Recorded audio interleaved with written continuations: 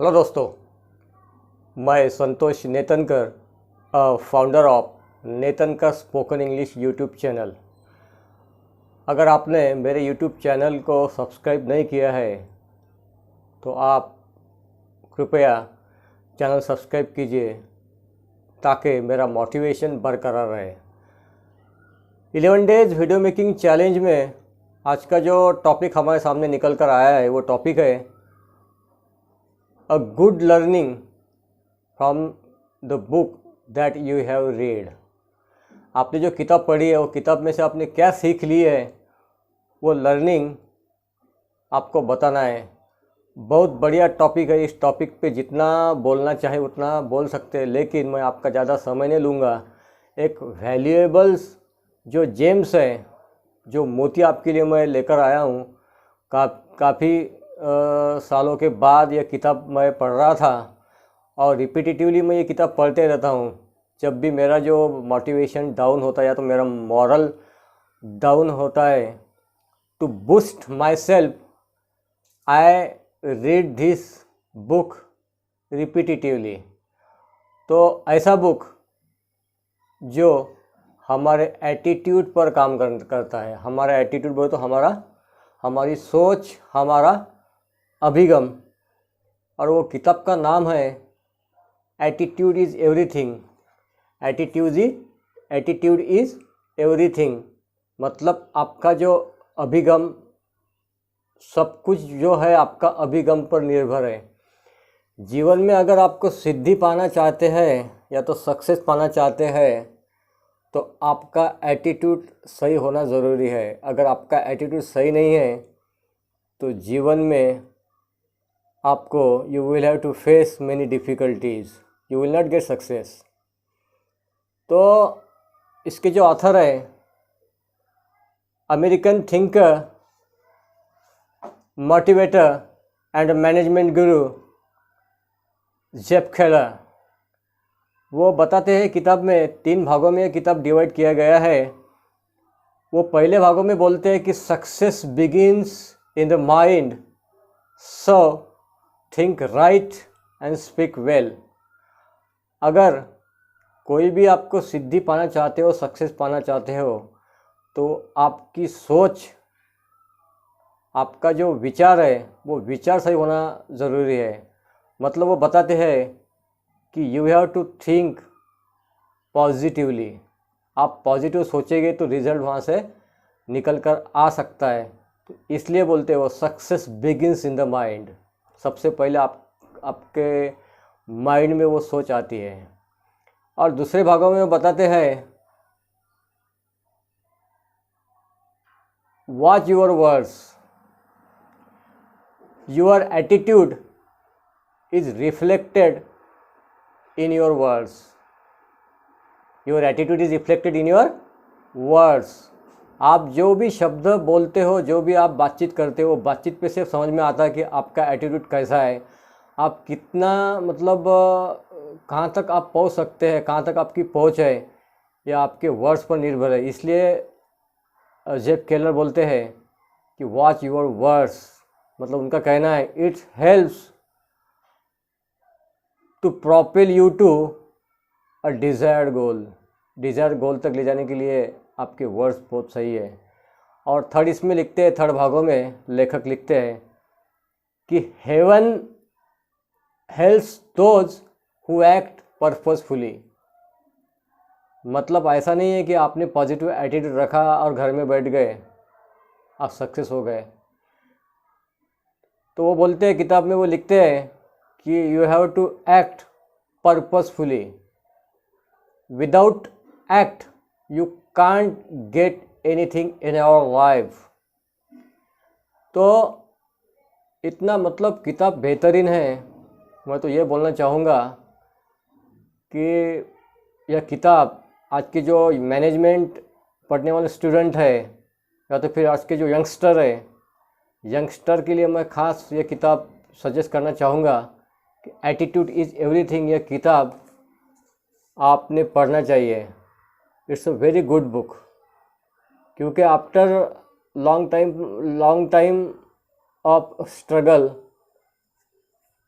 लेखक ने हर बात इसमें प्रैक्टिकली बताई है, प्रैक्टिकली। आप जब भी ये किताब पढ़ लेंगे, पूरा 2-3 बार पढ़ो ये किताब को, ये किताब पढ़ने के बाद आपके जो सोच है, आपका जो अभिगम है, वो अभिगम change into in right way.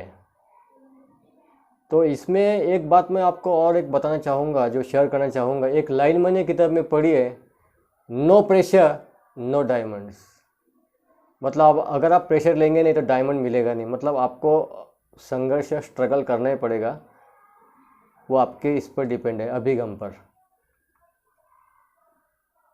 Negative people जहाँ कहीं भी मिले आपको, तो वहाँ से बिल्कुल आप भाग जाइए, क्योंकि नेगेटिव लोग वो खुद तो ऊपर आते नहीं और लोगों को भी आगे बढ़ने नहीं देते। नेगेटिव लोगों का मैं आपको एक एग्जांपल बताना चाहूँगा। वो एग्जांपल ऐसा है कि नेगेटिव व्यक्ति को अगर आपने कुछ काम दिया है, जैसे एक नेगेटिव व्यक्ति को मैंने अगर बोला कि आपके लिए एक गड्ढे खोदने का काम है शमशान में, तो वो क्या बोलेगा? हाँ ठीक है, गड्ढे खोदने का काम है। वो हमको क्रॉस कैसा करेगा? अगर इंसान ने मरना छोड़ दिया तो देखिए, मतलब नेगेटिव इंसान कहाँ तक है, मतलब उसकी सोच, मतलब वो आगे बढ़ ही सकता नहीं।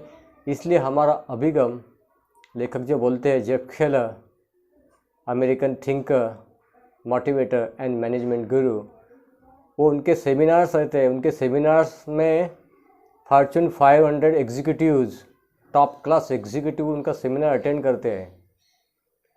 तो मैं इतना ही बोलना चाहूँगा उनके किताब में से। और एक बात मैं आपसे शेयर करूँ, I would like to share one thing that I read in this book.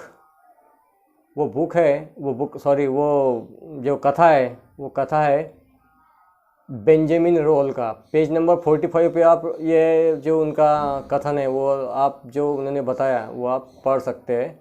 जब भी किताब आप परचेस करेंगे तब ये पढ़ लेना, आपके रोंगटे खड़े हो जाएंगे। तो कथा ऐसी है, Benjamin Roll, he is from California. जब वो 67 साल के थे, 67 साल, at the age of 67 he has completed his law graduate. After the completion of the law graduate,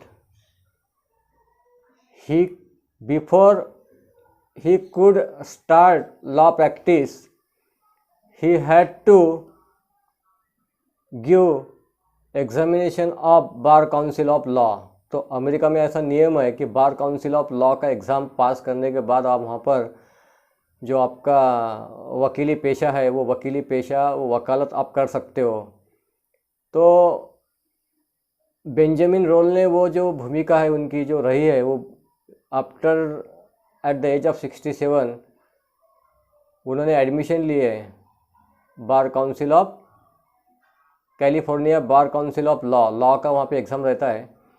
तो 67 में उन्होंने जब स्टार्ट किया, लॉ में एडमिशन लिया, तो देखिए, first time fail, second time fail, third time fail, fifth time fail, six fail, 7 time, 8th time fail, 9th time fail, 10th time fail, 11th time fail, 12th time fail, 13 time fail, और last में 14th जो attempt उन्होंने दिया उसमें पास हो गए।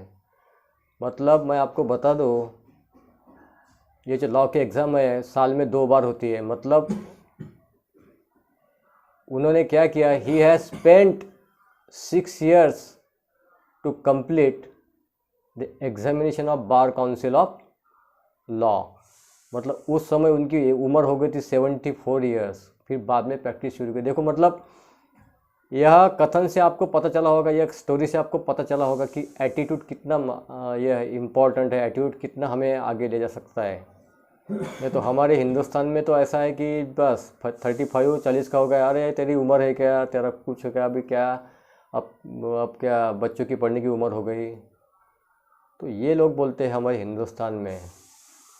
कुछ चीज़ें तो मैं आपको ऐसे ही बताऊंगा कि हम किधर भी कहीं जाते हैं, कभी लिफ्ट में गए तो लिप में अगर अननोन पर्सन है, अगर हमने उसकी तरफ देखा है तो वो हमारी तरफ देखा, तो वो क्या बोलेगा हम हमारे बारे में, अरे क्या घुर घुर के देख रहा है यार ये, मतलब निगेटिविटी, एटीट्यूड सही नहीं है हमारा। एटीट्यूड सही करने के लिए आपको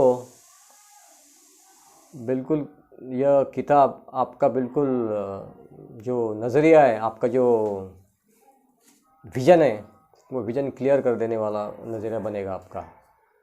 तो आपको अगर एक किताब परचेस करना है तो I will put the link of this book in my description box. तो thank you very much for watching this video.